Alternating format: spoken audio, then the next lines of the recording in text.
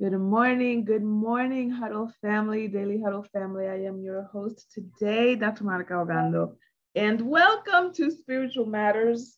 Lord haveth thy mercy. We are going to get into it today. Our topic is vulnerability a liability or a superpower? And I have a quote for you to prepare you for this kind of contemplation. It's by Chrissy Jammy, and the quote is, "To share your weakness is to make yourself vulnerable, and to make yourself vulnerable is to display your strength." Welcome to the Daily Huddle.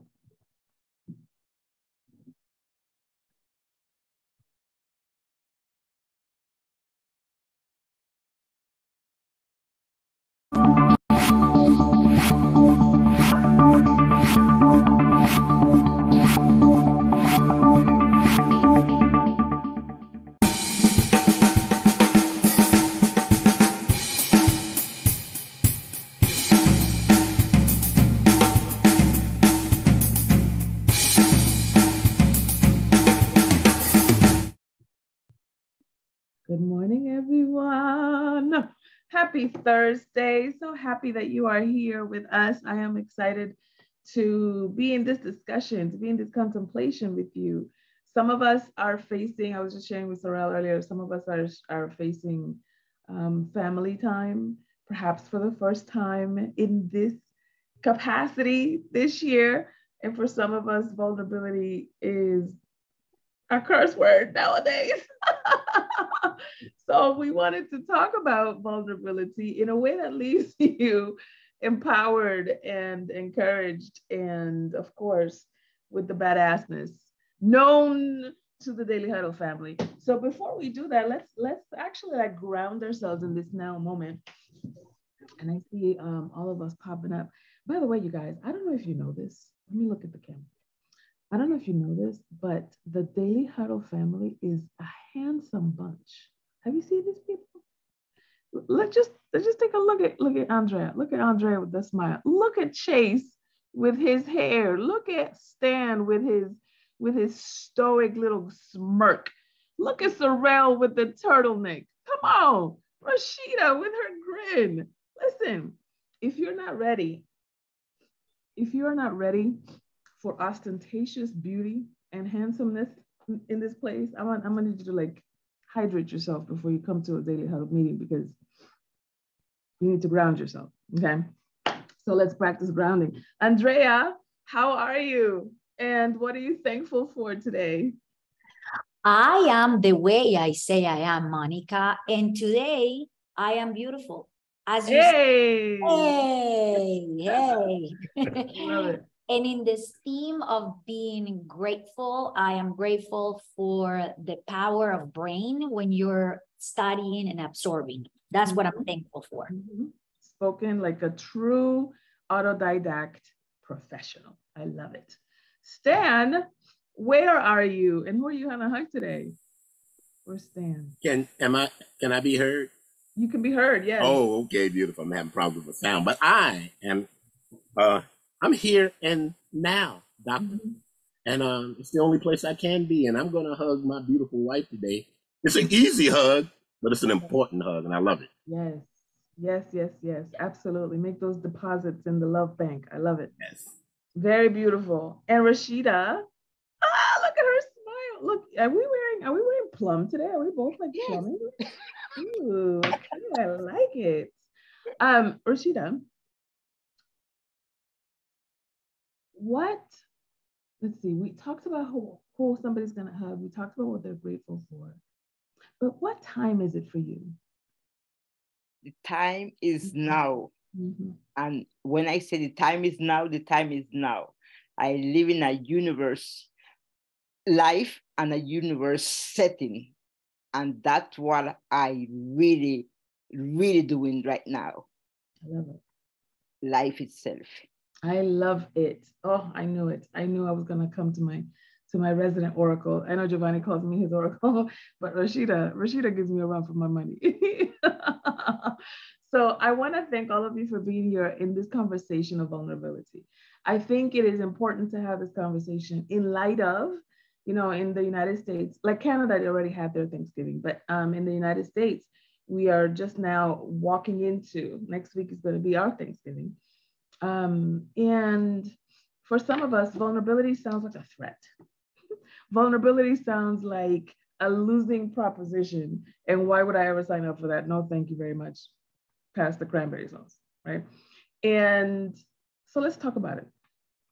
Let's talk about what vulnerability actually is, what it isn't, and how we can navigate the world of our relationships in a way that has us and the other person that we're in a relationship with feeling empowered and encouraged by each other's presences, right? So you have heard me say before that you will never behave your way out of an identity.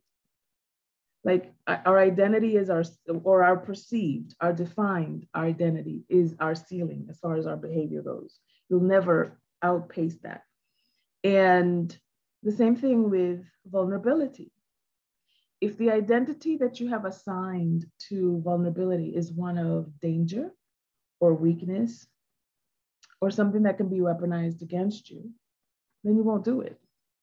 And if vulnerability is a way to relinquish what little control we seem to have on our day-to-day lives environmentally, and I'll get into that in a second, then again, we want to mitigate those risks and those factors and those vulnerability influences as much as we can.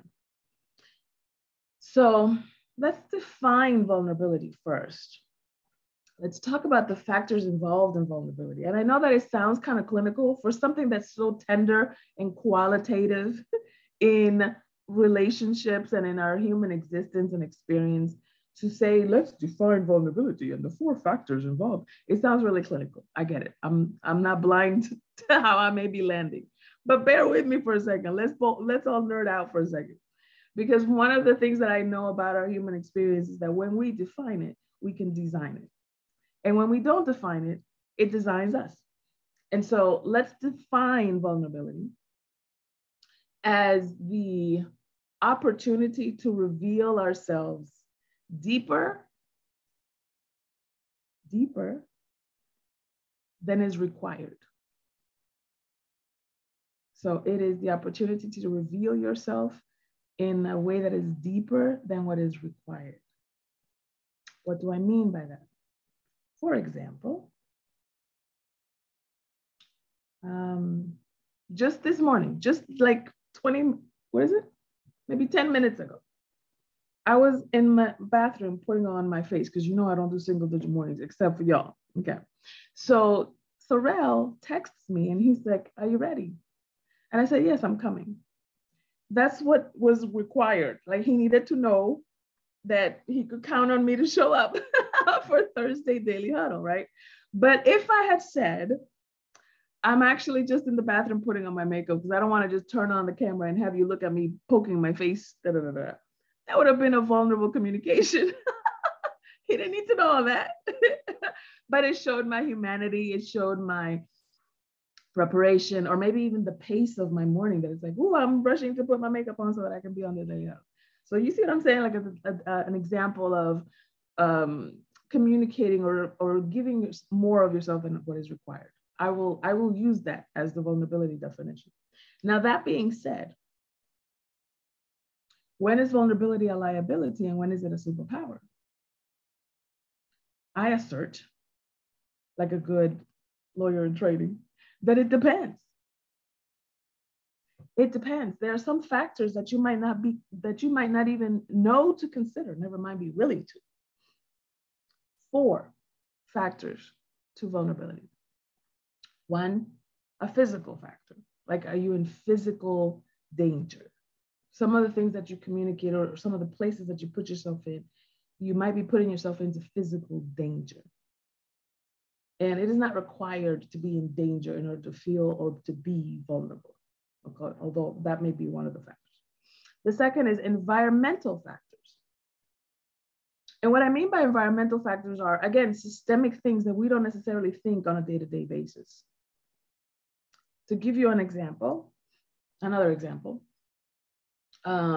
Eric, my husband, is a almost 6'5" Black man. He's very imposing, he's muscular. When people see him, they automatically assume that he's a professional athlete, even though he's well past his prime, but he's delicious, y'all. He's delicious, even though he's in his 50s. And so when he walks around, for example, in a dark alley somewhere and somebody's approaching him, they think he's the threat because he's tall and he's big and he's, you know, and then we have unconscious biases about a tall, big, muscular Black man in this society. But when I walk around in the dark, it's likely that people think I am threatened by those environmental factors, by somebody walking around in the dark, somebody that I don't see, et cetera, et cetera. So that's what I mean about environmental factors. The unconscious bias, the presumptions that we make about people. This is why one of our tenets is to always audit your own assumptions, because some of them may not even be accurate, never mind useful.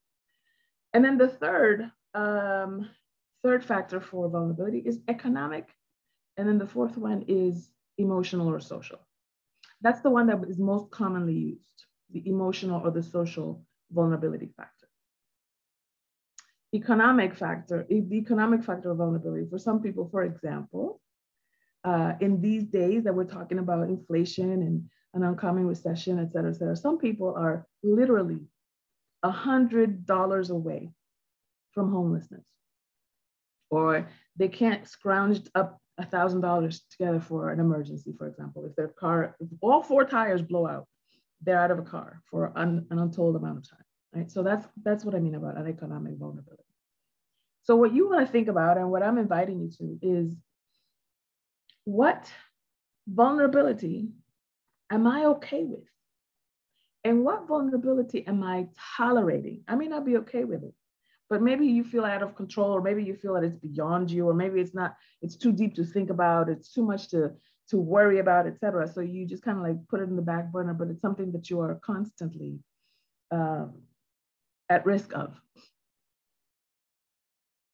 The one that's most common that we typically think about when we think about vulnerability is the emotional or the social factor of vulnerability. Like when you give someone a communication and then they may disapprove of you, or they may remove their love or their acceptance or their access to intimacy, to connection, to friendship, to having your back, et cetera, et cetera. A lot of times, one of the reasons why we refuse to be emotionally or socially vulnerable is because we don't want to lose that access to that person, to that community, to that family, et cetera. So I wanna give you some questions to think about, and then we can open up the discussion to see where you are with this, because some of these questions you may have already thought about, and some of them may give you pause, and you might have to take them to your journal, right? So let me ask you question one. Where in those four factors, physical, environmental, economic, and emotional or social, where are you already vulnerable? Where do you already feel vulnerable? Because again, this is a qualitative thing, right? It's not like I can look at your life and say, oh yeah, you're vulnerable. This is something that you have to decide for yourself. So where do you already feel vulnerable? Number one. And number two, what is the harm that you think might come to you? Because if you look at the Merriam-Webster dictionary definition of vulnerability, it means open to harm. Honey, if I had pearls, I would clutch them, but I just have this flower of life. And I was like, oh, open to harm? Is that what vulnerability means in these American streets? Because if that's true, we're all vulnerable all the time. So where do you see yourself open to harm in your life? Maybe you hadn't even thought about it. Or maybe it's like always in the back of your mind and it's just so ominous that you don't want to think about it. Okay, so you know every Thursday it's getting your Kool-Aid time. So let's roll up our sleeves and get some spiritual matters work done. Dr. Monikah. Yes.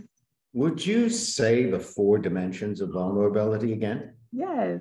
So you have the physical, you have a physical vulnerability, an environmental vulnerability. For example, people of color are environmentally vulnerable in America, more so than their white counterparts. That's an example of environmental vulnerability. Economic vulnerability, so physical, environmental, economic, emotional.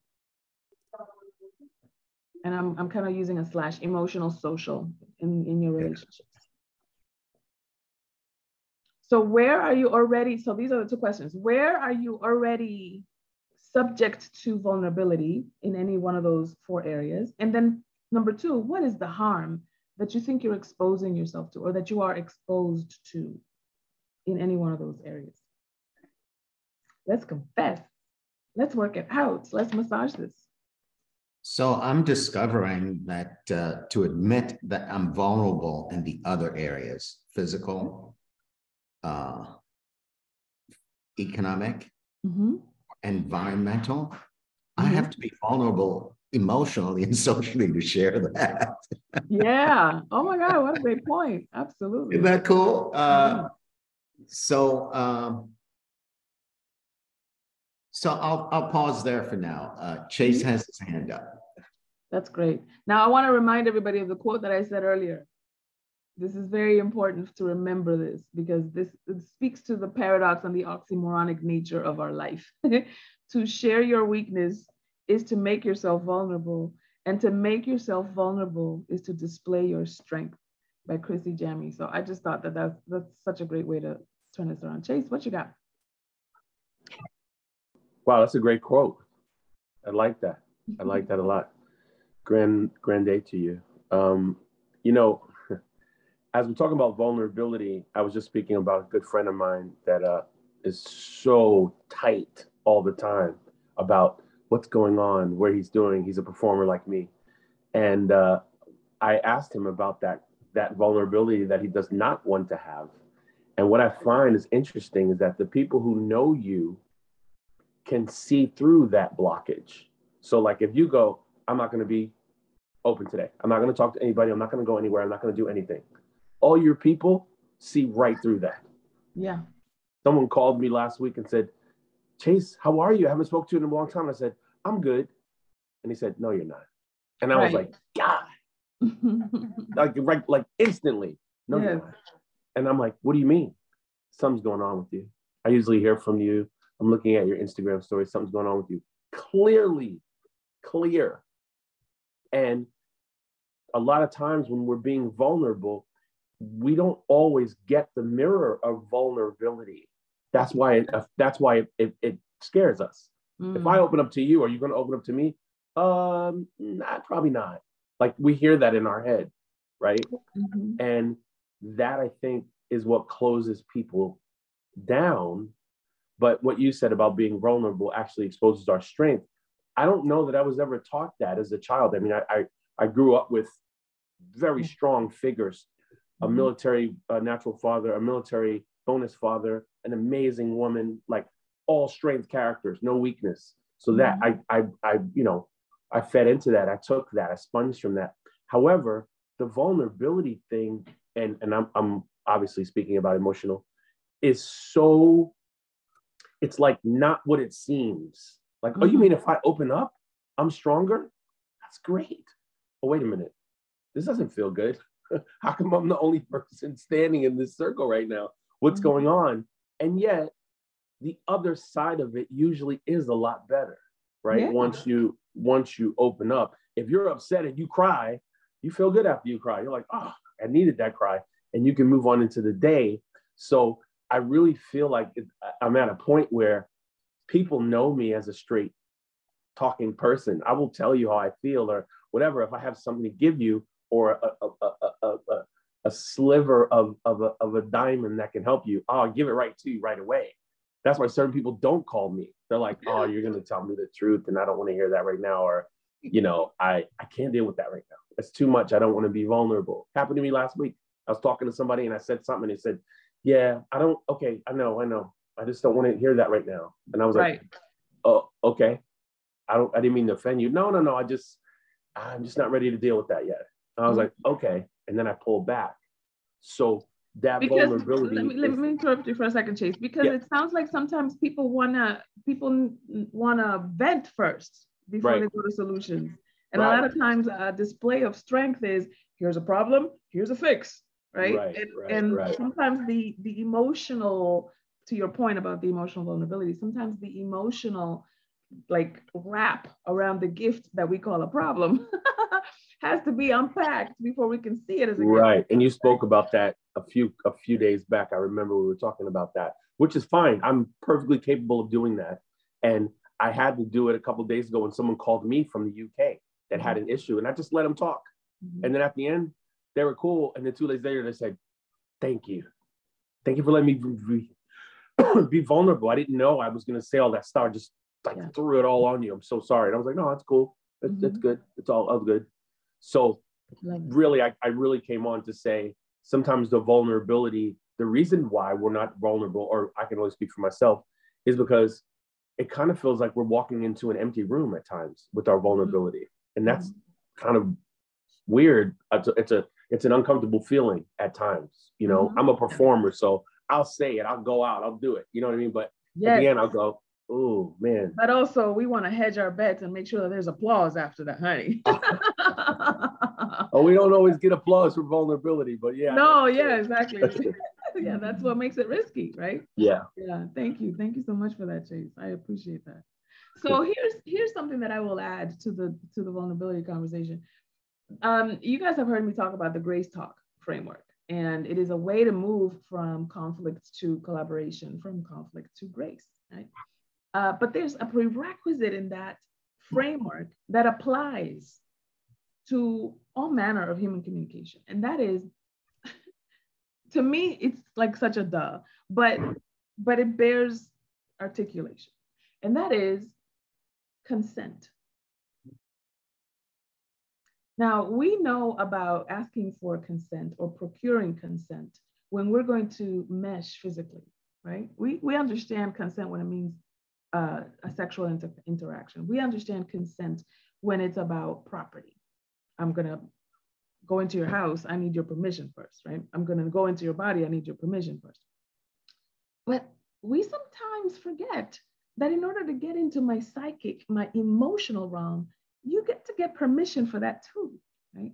And so in the time when we share our vulnerability, and here's the trick about it. Here's the, I don't want to say trick, I want to say like maybe the paradox of it, that we sometimes, when it's our turn to express our vulnerability, it's like what Chase was saying, like, are they going to listen? Is this a good audience? Am I going to be well received? Am I still going to be loved after this?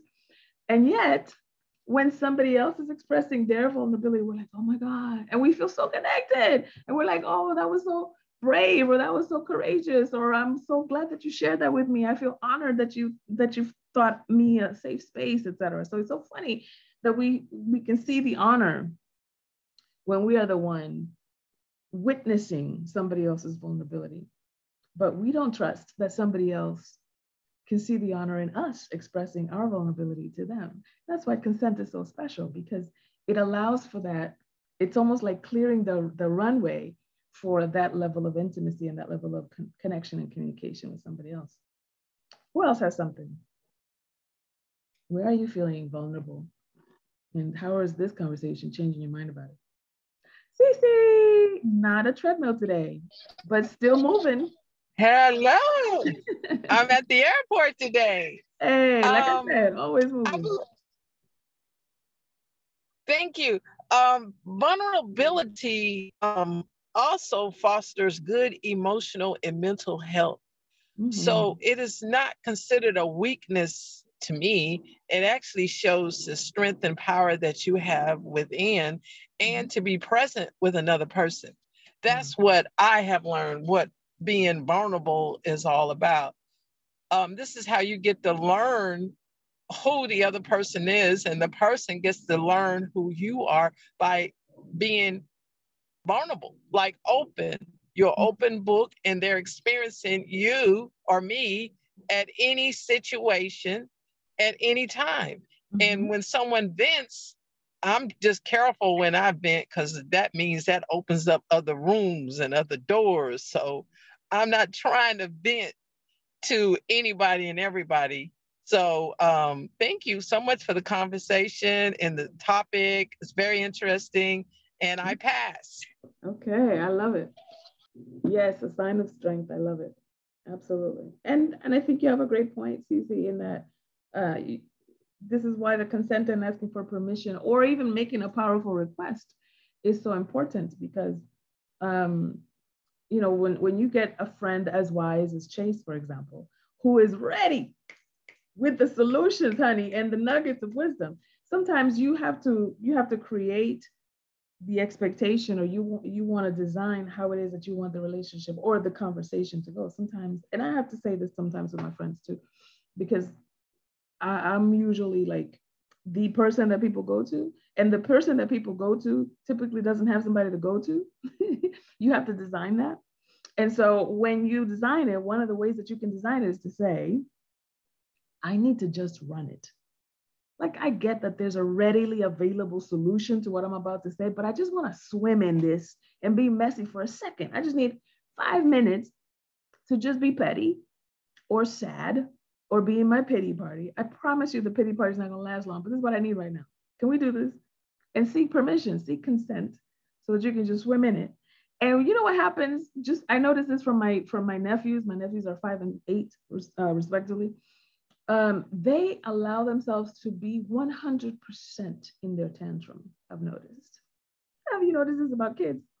They just have no problem being in their present moment, honey. And it'll last as long as it'll last. But when it's over, it's over.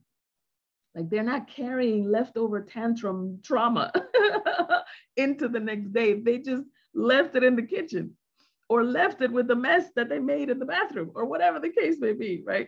And so to me, that's been such a powerful lesson to watch, because I'm like, wow, I've grown out of that, or not grown out of it, but I've adulted out of that very, very smart strategy to just be in my emotion and then be 100% in it and then be done, so that I can be in the next moment and be present in the next moment instead of carrying something that I didn't fully let go.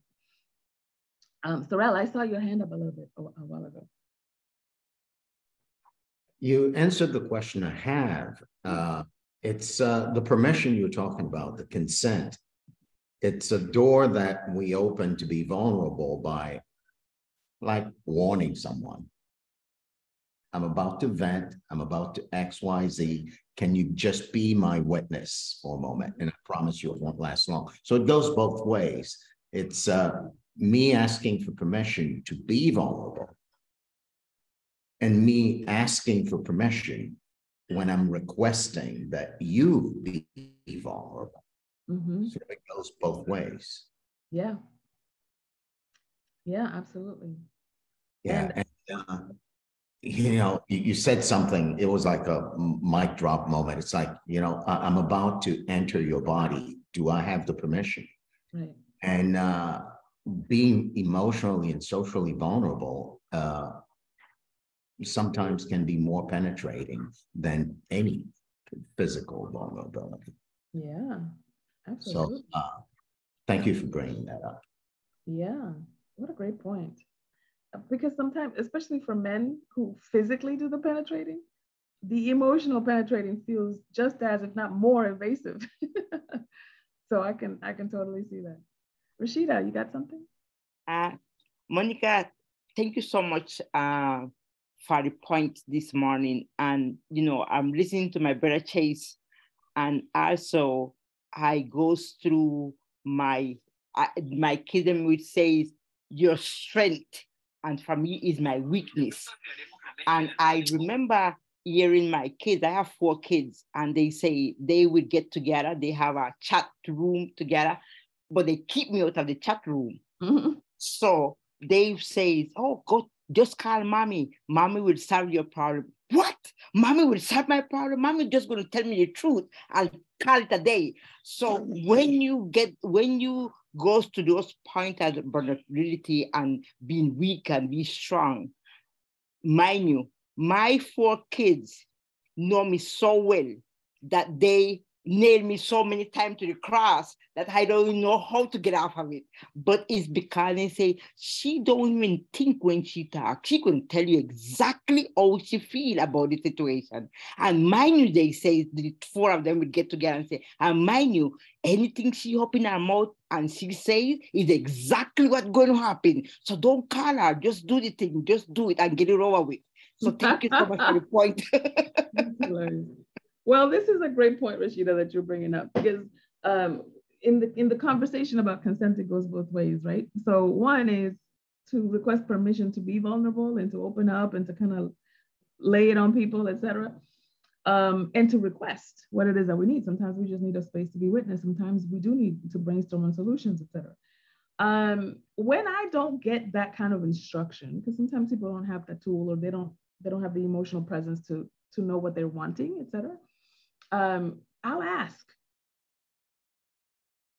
how can I best support you right now? Do you just need an empathetic ear? Do you need me to go get my latex gloves and hydrochloric acid and black trash bags? Like, which kind of Monikah you want today? You know what I mean?